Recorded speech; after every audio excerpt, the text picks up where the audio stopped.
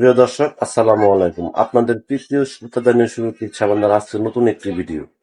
আপনারা দেখতে পাচ্ছেন আমাদের সামনে এক পর্দাশীল বোন দাঁড়িয়ে আছে। আমরা আজকে বোনের বাস্তব জীবনের গল্পগুলো আপনারা তুলে ধরবো। আসসালামু আলাইকুম আপু। ওয়ালাইকুম আসসালাম। ভালো আছেন আপু? আলহামদুলিল্লাহ ভালো আছি। নাম কি আপনার? কি করেন আপনি? করি মানুষের বাসায় কাজ করি, থালা বাসন মাজি, জামা কাপড় ধুয়ে করি। আপনার কি বিয়ে শাদী হয়েছে? না, বিয়ে শাদী হয়নি। বয়স চললো কত আপনার? 18। 18 বছর চলে। এই যে আপনি যে পরের বাসায় থালা বাসন ধোন, কাপড় চোপড় ধোন, একটা ইয়াং মেয়ে বিভিন্ন ভাবে বিভিন্ন মানুষ বিভিন্ন ভাবে তাকায়, খারাপ লাগে না আপনার? লাগে তো ভাই, অনেক কষ্ট লাগে। কি করবার, আব্বু আম্মু অনেক গরিব, ছোটবেলায় মামা মামির কাছ থেকে গেছে। কষ্ট তো লাগে অবশ্যই। মামা মামিকে আর ভাই বাবা মার মতো আদর ভালোবাসা দিবে, তাই অনেক কষ্টে পরে এই মানুষের বাসায় কাজ কাম করি। আচ্ছা আচ্ছা। এই যে ইউটিউব চ্যানেলে যে আসছেন, কি মনে করে আসছেন?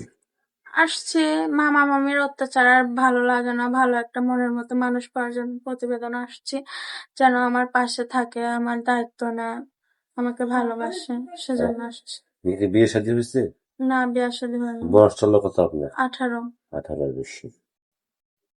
তো এই যে ইউটিউব চ্যানেলে আসছেন, দেশ বিদেশ থেকে অনেক ব্যক্তি আপনাকে ফোন দিবে, ঠিক মতো কথাবার্তা বলবেন তো? ইনশাল্লাহ কথা বলবো। কথা না বললে কি আর ভাই প্রতিবেদনে আসে? অবশ্যই কথা বলবো। আমি অনেক দুঃখে অনেক কষ্টের মাঝে আছি, তাই আমি অবশ্যই কথা বলবো। ভালো একটা মনের মতো মানুষ পাওয়ার জন্য আশা করবো আল্লাহর কাছে। এই যে আপনি পর্দা করে আসছেন, সবসময় কি পর্দার মধ্যেই থাকেন? জি ভাই, আমি পর্দা করেই থাকি, কিন্তু কি করবার, বোরকা নাই, তাই ওড়না পেঁচায় আসতে হয়েছে। সবসময় মানুষের বাসায় এইভাবে ওড়না পেঁচায় কাজ করি।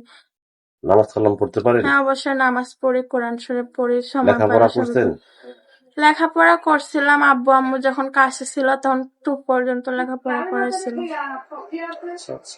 তো প্রিয় দর্শক, এই কথাগুলো আপনারা শুনলেন। টাঙ্গাইলের মেয়ে, মামা মেয়ের কাছে মানুষ হয়েছে, খুব কষ্ট করে ইউটিউব চ্যানেলে আসছে। প্রেম, ভালোবাসা, সাহায্য সহযোগিতা দিতে পারবেন, সেটা আপনাদের একান্ত ব্যক্তিগত ব্যাপার। অতঃপর নামাজ পড়েন এবং দেশটাকে বেশি বেশি করে ভালোবাসেন। ভালো থাকেন। আসসালামু আলাইকুম।